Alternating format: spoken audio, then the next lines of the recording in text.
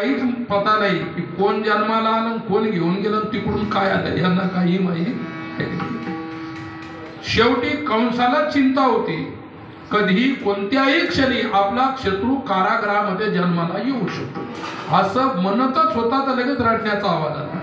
जसा रडण्याचा आवाज आला तसाच उठला कारागृहात गेला. विठ्ठला विठ्ठला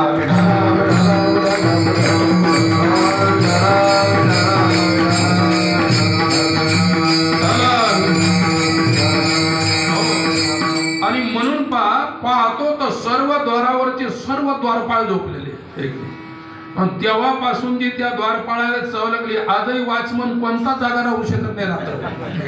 कोणताही बा कुठलाही फॅक्टरीवरचा बा ऑफिसवरचा बा बसल्या बसल्या झोपत ते तिथला संस्कार इकडे आला. कुठला त्या कंसाचे द्वारपाळ जे होते झोपायचे ते कंसानं पाहिले सर्व झोपलेले. मी रोज यांना पगार देतो तनखा देतो हे लोक झोपलेले आहेत आणि याच्यामुळे माझं फार मोठं नुकसान झालं. बरं झालं मी जागा झालो म्हणून तर हे बाळ जन्माला आलेलं कळालं.